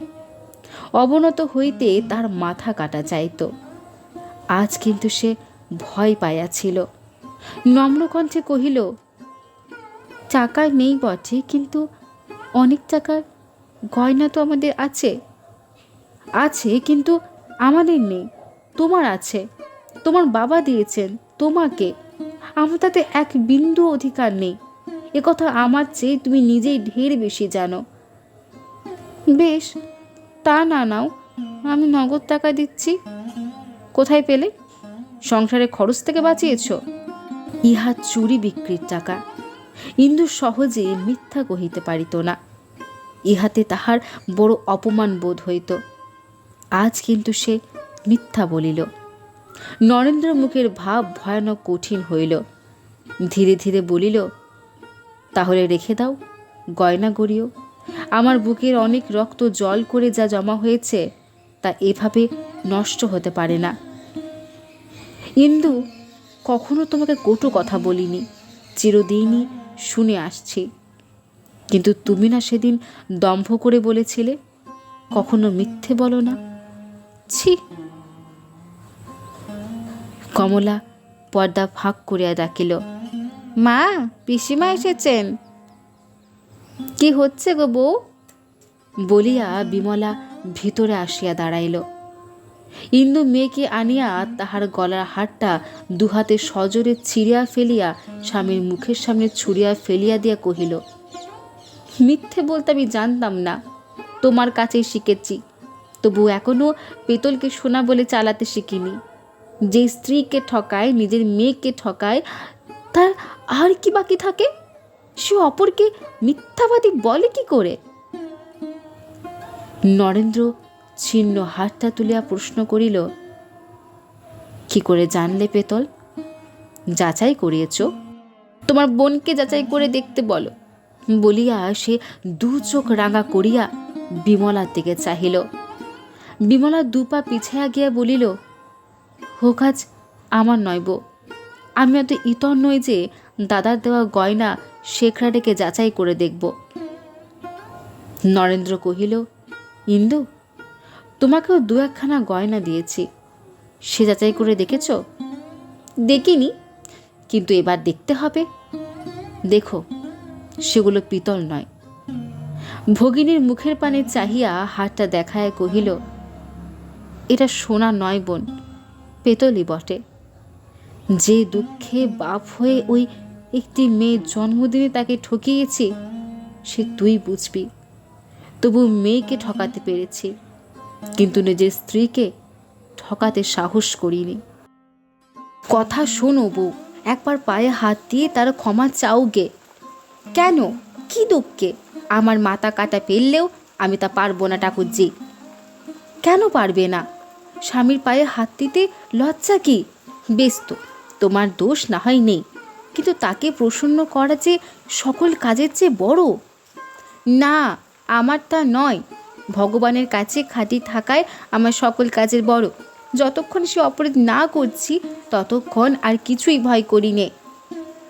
বিমলা রাগিয়া বলিল, বউ, এইসব পাকামির কথা আমরাও জানি, তখন কিছুই কোনো কাজে আসবে না বলে দিচ্ছি। চোখ বুঝে বিপদ এড়ানো যায় না। দাদা সত্যই তোমার ওপর বিরক্ত হয়ে উঠেছেন। ইন্দু উদাসভাবে বলিল, তার ইচ্ছে। বিমলা মনে মনে অত্যন্ত জ্বলিয়া উঠিয়া বলিল, সেই ইচ্ছে টের পাবে যেদিন সর্বনাশ হবে। দাদা যেমন নিরীহ তেমনই কঠিন। তার এদিক দেখেছ, ওদিক দেখতে এখনো বাকি আছে, তা বলে দিচ্ছি। আচ্ছা, দেখতে পেলে তোমাকে খবর দিয়ে আসবো। বিমলা আর কিছু বলিল না। খানিকক্ষণ চুপ করিয়া থাকিয়া একটি নিঃশ্বাস ফেলিয়া ধীরে ধীরে বলিল, তা সত্যি, বিশ্বাস হয় না বটে। স্বামীর স্নেহে বঞ্চিত হব, কিন্তু সে মানুষ যে দাদা নয়।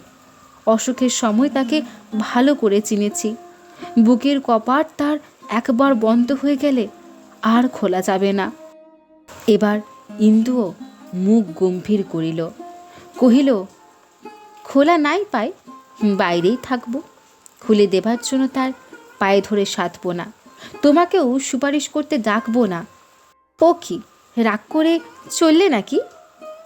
বিমলা দাঁড়াইয়া উঠিয়া কহিল, রাগ নয়, দুঃখ করে যাচ্ছি। বউ, নিজের বোনের চেয়েও তোমাকে বেশি ভালোবেসেছি বলেই প্রাণটা কেঁদে কেঁদে ওঠে। দাদাজি অমন করে বলতে পারেন, আমি চোখে না দেখে গেলে বিশ্বাসই করতাম না। ইন্দু হঠাৎ একটু হাসিয়া বলিল, অত বক্তৃতা আর কখনো তার মুখে শুনবে না। বক্তৃতা তুমিও কিছু কম করনি বউ, তবে তিনি আর কখনো করবেন না তা আমারও মনে হয়। এক কথা 100 বার বলবার লোক তিনি নন। ইন্দু আবার হাসিয়া বলিল, সেও বটে, তবে আরেকটা গুরুতর কারণ ঘটেছে, যাতে আর কোনো দিন স্বপ্নেও চোখ রাঙাতে সাহস করবেন না। আমার বাবার চিঠি পেলুম, তিনি আমার নামে 10,000 টাকা উইল করে দিয়েছেন। কি বলো ঠাকুরজি, পায়ে ধরবার আর দরকার আমার আছে বলে কি মনে হয়? বিমলার মুখ যেন আরো অন্ধকার হইয়া গেল। বলিল, বউ, এর পূর্বে কখনো তোমাকে তিনি চোখ রাঙাননি। যা করে তাকে ফেলে রেখে তুই মেদিনীপুরে গিয়েছিলে সে আমি তো জানি, কিন্তু তবুও কোনো দিন এতটুকু তোমার নিন্দে করেননি। হাসি মুখে তোমার সমস্ত দোষ আমার কাছেও ঢেকে রেখেছিলেন। সে কি তোমার টাকার লোভে? বউ, শ্রদ্ধা ছাড়া ভালোবাসা থাকে না। যে জিনিস তুমি তেজ করে হেলায় হারাচ্ছ সেদিন টের পাবে যেদিন যথার্থই হারাবে। কিন্তু এই একটা কথা আমার মনে রেখো বউ, আমার দাদা অত নীচ নয়। আর না, সন্ধ্যা হয়, চললুম। কাল পরশু একবার সময় হলে আমাদের বাড়ি এসো। আচ্ছা। বলিয়া ইন্দু পিছনে পিছনে সদর দরজা পর্যন্ত আসিয়া উপস্থিত হইল। তাহার মৃদু পদশব্দ বিমলা যে শুনিয়াও শুনিল না তাহা সে বুঝিল। গাড়িতে উঠিয়া বসিলে মুখ বাড়াইয়া চিরদিন এই দুটি সখী পরস্পরকে নিমন্ত্রণ করিয়া হাসিয়া কপাট বন্ধ করে। আজ গাড়িতে ঢুকিয়াই বিমলা দরজা টানিয়া দিল। ঘরে ফিরিয়া আসিয়া ইন্দু কমলাকে বুকের কাছে টানিয়া লইয়া শুইয়া পড়িল। বিমলা চলিয়া গেল, কিন্তু তাহার খরুতপ্ত কথাগুলি রাখিয়া গেল। ইহার উত্তাপ যে কত এইবার ইন্দু টের পাইল। এই তাপে তাহার অহংকারের অব্রভেদী তুষারস্তূপ যতই গলিয়া বহিয়া যাইতে লাগিল, ততই এক একটি নতুন বস্তু তাহার চোখে পড়িতে লাগিল। এত কাদা মাটি আবর্জনা, এত কর্কশ কঠিন শিলাখণ্ড যে এই ঘনীভূত জলতলে আবৃত হইয়াছিল তাহা সে স্বপ্নেও ভাবে নাই। হঠাৎ তাহার অন্তরের ভিতর হইতে কে যেন জিজ্ঞাসা করিয়া বলিল, এ কেমন হয় ইন্দু, যদি তিনি মনে মনে তোমাকে ত্যাগ করেন? তুমি কাছে গিয়ে বসলেও যদি তিনি ঘৃণায় সরে বসেন? তাহার সর্বাঙ্গ কাটা দিয়া উঠিল। কমলা কহিল, কি মা? ইন্দু তাহাকে সজোরে বুকে চাপিয়া ধরিয়া তাহার মুখে চুমা খাইয়া বলিল, তোর পিসিমা এত ভয় দেখাতেও পারে? কিসের ভয় মা? ইন্দু আরও একটি চুমা খাইয়া বলিল, কিছু না মা, সব মিথ্যে, সব মিথ্যে। যা তোমা দেখাই তো তোর বাবা কি করছেন। মেয়ে ছুটিয়া চলিয়া গেল। আজ 2 দিন স্বামী স্ত্রীতে একটা কথাও হয় নাই। কমলা ফিরিয়া আসিয়া বলিল, বাবা চুপ করে শুয়ে আছেন। চুপ করে? আচ্ছা, তুইও শুয়ে থাক মা, আমি দেখে আসি। বলিয়া ইন্দু নিজে চলিয়া গেল। পর্দার ফাঁক দেয়া দেখিল তাই বটে, তিনি ওপরের দিকে চাহিয়া সোফায় শুয়ে আছেন। মিনিট 5-6 দাঁড়াইয়া দেখিয়া ইন্দু ফিরিয়া আসিল। আজ প্রবেশ করিতে সাহস হইল না দেখিয়া সে নিজে ভারী আশ্চর্য হইয়া গেল। কমলা, কি মা? তোর বাবার বোধহয় খুব মাথা ধরেছে। যা মা, বসে বসে একটু মাথায় হাত বুলিয়ে দিয়ে যে। মেয়েকে পাঠাইয়া দিয়া ইন্দু নিজে আড়ালে দাঁড়াইয়া উদ্গ্রীব হইয়া দুজনের কথাবার্তা শুনিতে লাগিল। কন্যা প্রশ্ন করিল, কেন এত মাথা ধরেছে বাবা? পিতা উত্তর দিলেন, কই ধরেনি তো মা। কন্যা পুনরায় জিজ্ঞাসা করিল, মা বললেন যে খুব ধরেছে। পিতা কিছুক্ষণ চুপ করিয়া কন্যার মুখের পানে চাহিয়া রহিলেন। একটু পরে বলিলেন, তোমার মা জানে না। পর্দা ঠেলিয়া ইন্দু সহজভাবে ঘরে ঢুকিল। টেবিলের আলোটা কমাইয়া দিয়া কহিল, রোগা শরীরে কি এত পরিশ্রম সহ্য হয়? যা তো কমলা, ও ঘর থেকে অধিকরণের শিশিটা নিয়ে আয়, আর রামটহলকে একটু বরফ কিনে আনতে বলে দে। মেয়েকে তুলিয়া দিয়া ইন্দু শিওরে আসিয়া বসিল। চুলের মধ্যে হাত দিয়া বলিল, আগুন উঠছে যেন। নরেন্দ্র চোখ বুজিয়া রহিল, কিছুই বলিল না। ইন্দু নীরবে মাথায় হাত বুলাইয়া দিতে দিতে ঈষৎ ঝুঁকিয়া সস্নেহ কণ্ঠে জিজ্ঞাসা করিল, আজ বুকের ব্যথাটা কেমন আছে? তেমনই। তবে এই যে রাগ করে 2 দিন ওষুধ খেলে না, বেড়ে গেলে কি হবে বলো তো? নরেন্দ্র চোখ মেলিয়া শ্রান্ত কণ্ঠে বলিল, আমার শরীরটা ভালো নেই, একটু চুপ করে থাকতে চাই ইন্দু। এই কথা, এই জবাব? ইন্দু তড়িৎ বেগে উঠিয়া দাঁড়াইয়া বলিল, তাই তাকো, আমার গা টয়েছে তোমার ঘরে ঢুকেছিলুম। দ্বারের কাছে আসিয়া হঠাৎ দাঁড়াইয়া বলিল, নিজের প্রাণটা নষ্ট করে আমাকে শাস্তি দিতে পারবে না। এই চিঠিখানা পড়ে দেখো, বাবা আমাকে 10,000 টাকা উইল করে দিয়েছেন। বলিয়া বাঁ হাতে চিঠিটা সোফার দিকে ছুড়িয়া ফেলিয়া দিয়া বাহিরে আসিয়া দাঁড়াইল। তারপর মুখে আঁচল গুঁজিয়া কান্না চাপিতে চাপিতে নিজের ঘরে ঢুকিয়া দ্বার বন্ধ করিয়া শুইয়া পড়িল। কথা সহিতে হার মানিতে সে শিখে নাই, অনেক নারী শিখে না। তাই আজ তাহার সমস্ত সাধু সংকল্পই ব্যর্থ হইয়া গেল। সে কি করিতে গিয়া কি করিয়া ফিরিয়া আসিল। ও কি ঠাকুরজি, তোমরা কাঁদছিলে নাকি? চোখ দুটো তোমাদের চেয়ে জবা ফুল হয়েছে। অম্বিকা বাবুর স্ত্রী শুনিতেছিলেন এবং বিমলা উপর হইয়া বই পড়িতেছিল। ধর্মর করিয়া উঠিয়া বসিয়া চোখ মুছিয়া হাসিল। উহ, দুর্গামণির দুঃখে বুক ফেটে যাইব। ইন্দু জিজ্ঞাসা করিল, কে দুর্গামণি? নাকা সেজনাবো, জানো না কে দুর্গামণি? চারিদিকে যে এত সুখ্যাতি বেরিয়েছে তা ঠিকই বটে।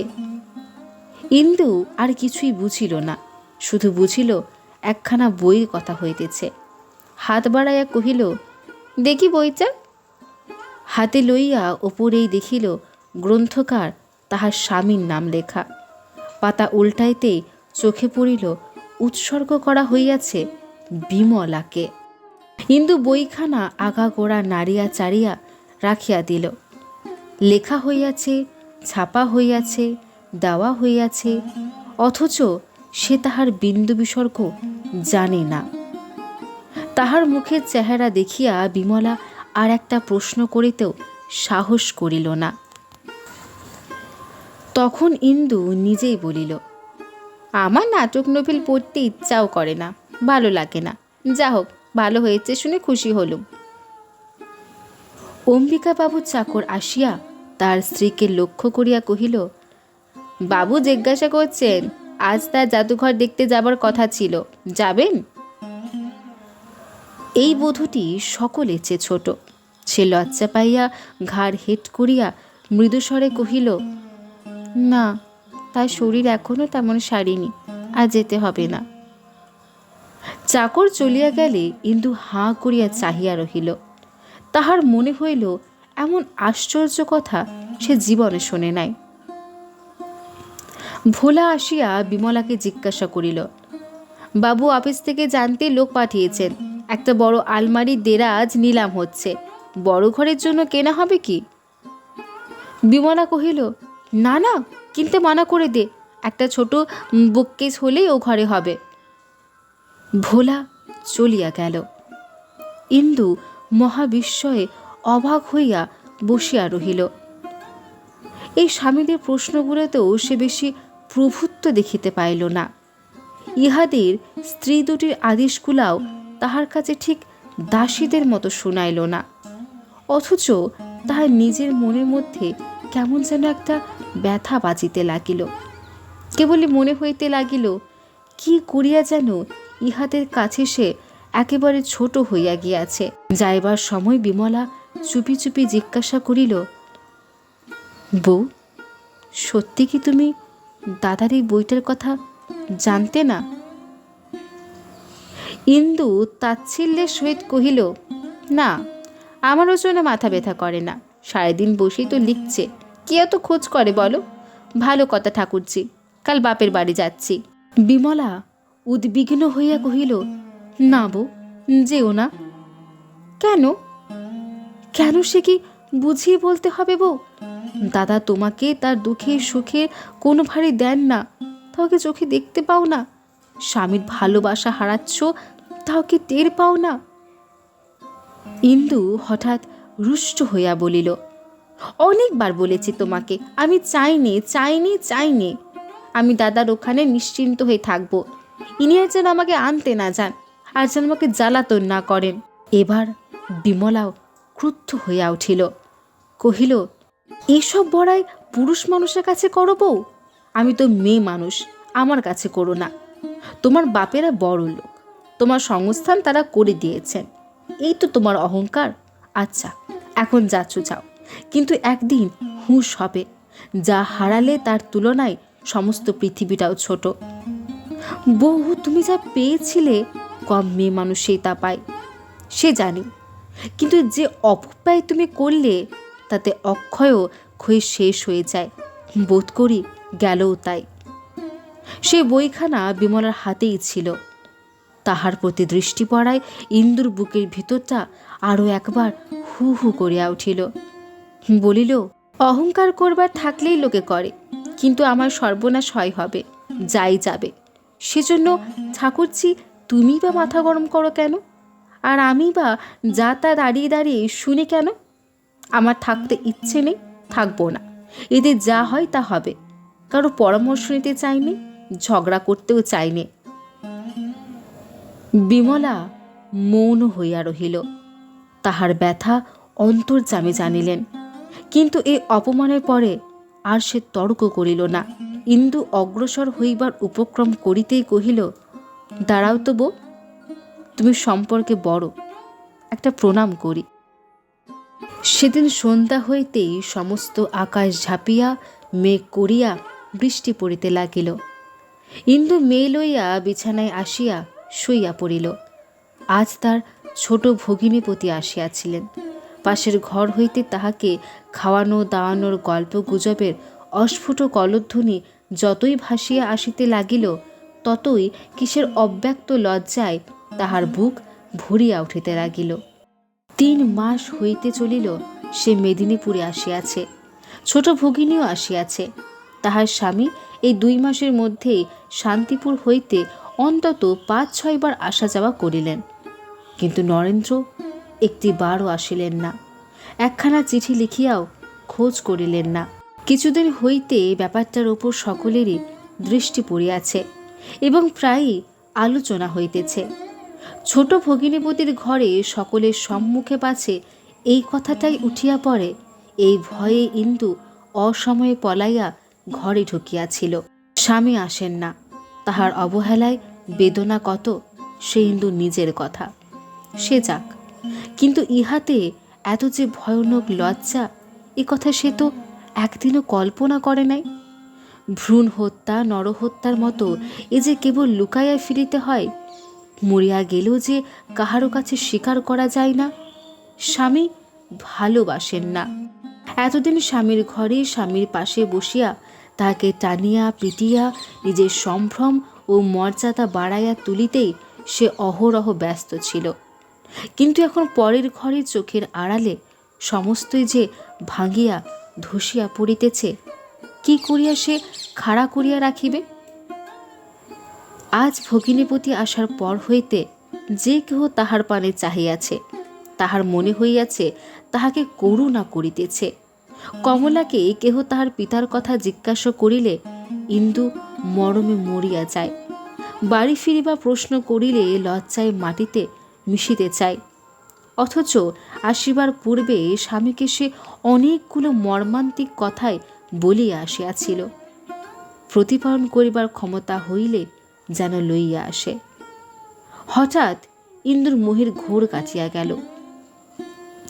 কমলা, কাঁদছিস কেন মা? কমলা রুদ্ধস্বরে বলিল, বাবার জন্য মন কেমন করছে। ইন্দুর বুকের ওপর যেন হাতুড়ির ঘা পড়িল। সে মেয়েকে প্রাণপণে বুকে চাপিয়া ধরিয়া ফুপাইয়া কাঁদিয়া ফেলিল। বাহিরে প্রবল বাড়ি বর্ষণ তাহার লজ্জা রক্ষা করিল। কন্যা ছাড়া এই কান্না আর কেহ শুনিতে পাইল না। তাহার জননী শিখাইয়া দিলেন কিনা জানি না। পরদিন সকাল হইতে কমলা পিতার কাছে যাইবার জন্য বায়না ধরিয়া বসিল। প্রথমে ইন্দু অনেক তর্জন গর্জন করিয়া শেষে দাদাকে আসিয়া কহিল, কমলা কিছুতেই থামে না, কলকাতায় যেতে চায়। দাদা বলিলেন, থামবার দরকার কি বোন, কাল সকালেই তাকে নিয়ে যা। কেমন আছে নরেন? সে আমাকে তো চিঠিপত্র লেখে না, তোকে লিখে তো? ইন্দু ঘাড় হেট করিয়া বলিল, ভালো আছে তো? ইন্দু তেমন করিয়া জানাইল, আছেন। বিমলা অবাক হইয়া গেল। কখন এলে বউ? এই আসছি। ভৃত্য গাড়ি হইতে ইন্দুর তোরঙ্গ নামাইয়া আনিল। বিমলা দারুণ বিরক্তি কোনো মতে চাপিয়া কহিল, বাড়ি যাওনি? না, শুধু কমলাকে সম্মুখ থেকে নামিয়ে দিয়ে এসেছি, শুধু তার জন্যেই আসা, নইলে আসতুম না। বিমলা নিঃশ্বাস ফেলিয়া বলিল,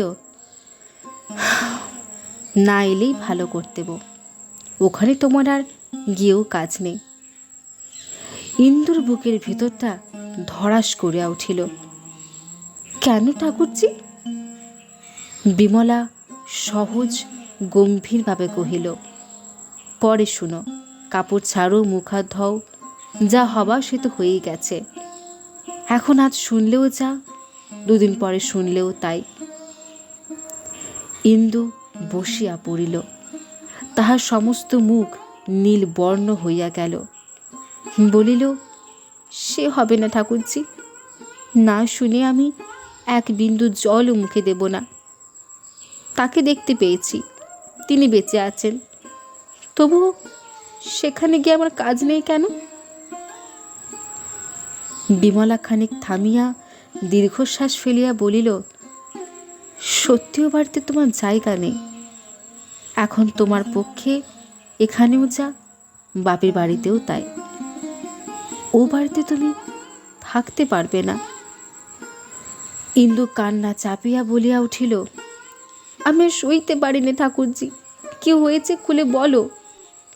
বিয়ে করেছেন? বিশ্বাস হয় না, কিছুতেই না। আমার উপর যত বড়ই হোক, কিন্তু তিনি অন্যায় কিছুতেই করতে পারেন না। তবু কেন আমার তার পাশে স্থান নেই, বলবে না? বলিতে বলিতে তাহার দুই চোখ বাহিয়া ঝরঝর করিয়া জল পড়িতে লাগিল। দীর্ঘশ্বাস ফেলিয়া বলিল, সত্যিও বাড়িতে তোমার জায়গা নেই। এখন তোমার পক্ষে এখানেও যা, বাপের বাড়িতেও তাই। ও বাড়িতে তুমি থাকতে পারবে না। ইন্দু কান্না চাপিয়া বলিয়া উঠিল, আমি সইতে পারিনি ঠাকুরজি, কি হয়েছে খুলে বলো। বিয়ে করেছেন? বিশ্বাস হয় না, কিছুতেই না। আমার উপর যত বড়ই হোক, কিন্তু তিনি অন্যায় কিছুতেই করতে পারেন না। তবু কেন আমার তার পাশে স্থান নেই, বলবে না? বলিতে বলিতে তাহার দুই চোখ বাহিয়া ঝরঝর করিয়া জল পড়িতে লাগিল। বিমলা নিজের চক্ষু আর্দ্র হইয়া উঠিল, কিন্তু অশ্রু ঝরিল না। বলিল, বউ, আমি ভেবে পাই না কি করে তোমাকে বোঝাবো, সেখানে আর তোমার স্থান নেই। শম্ভুবাবু দাদাকে জেলে দিয়েছিল। ইন্দুর সর্বাঙ্গ কাটা দিয়া উঠিল। তারপরে? বিমলা বলিল, আমরা তখন কাশিতে। শম্ভুবাবু টাকা জোগাড় করবার দুদিন সময় দেয়, কিন্তু 4,000 টাকা জোগাড় হয়ে ওঠে না। ধরে নিয়ে যাবার পরে দাদা ভোলাকে আমার কাছে কাশিতে পাঠিয়ে দেন, কিন্তু আমরা তখন এলাহাবাদে চলে যাই। সে ফিরে আসে, আবার যায়, ওই রকম করে 10 দিন দেরি হয়ে যায়। তারপর আমি এসে পড়ি। আমার কাছে নগদ টাকা ছিল না। আমার গয়নাগুলো বাধা দিয়ে 11 দিনের দিন দাদাকে বার করে নিয়ে আসি।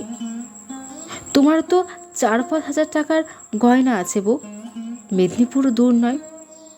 তোমাকে খবর দিতে পারলে এসব কিছুই হতে পারতো না। দাদা বরং 10 দিন জেল ভোগ করলেন, কিন্তু তোমার কাছে হাত পাতলেন না। আর তোমার তার কাছে গিয়ে কি হবে? অনেক সুখী তো তাকে তুমি দিলে, এবার মুক্তি দাও, তিনিও বাঁচুন, তুমিও বাঁচো। ইন্দু এক মুহূর্ত মাথা হেট করিয়া বসিয়া রহিল। তাহার পর একে একে গায়ের সমস্ত অলঙ্কার খুলিয়া ফেলিয়া বিমলার কাছে ধরিয়া দিয়া বলিল, এই নিয়ে তোমার জিনিস উদ্ধার করে এনো ঠাকুরজি, আমি তার কাছেই চললাম। তুমি বলছো স্থান হবে না, কিন্তু আমি বলছি এই বাড়ি আমার তার পাশে যথার্থ স্থান হবে, যা এতদিন আমাকে আলাদা করে রেখেছিল। এখন তাই তোমার কাছে ফেলে দিয়ে আমি নিজের স্থান নিতে চললুম। কাল একবার যেও ভাই, গিয়ে তোমার দাদা আর বউকে দেখে এসো। চললুম বলিয়া ইন্দু গাড়ির জন্য অপেক্ষা না করিয়াই বাহির হইয়া গেল। ওরে ভোলা, সঙ্গে যা বলিয়া বিমলা চোখ মুছিয়া পিছনে পিছনে দরজায় আসিয়া দাঁড়াইল। আশা করছি আমাদের এই সপ্তাহের গল্প আপনাদের ভালো লেগেছে। এই গল্পটি আপনাদের কেমন লাগলো তা অবশ্যই আমাদের জানাবেন। আর আপনারা যদি নিজেদের লেখা কোনো গল্প আমাদের পাঠাতে চান তাহলে অবশ্যই আমাদের মেল করতে পারেন। আমাদের মেল আইডি আমাদের ডেসক্রিপশন বক্সে দেওয়া আছে। ধন্যবাদ।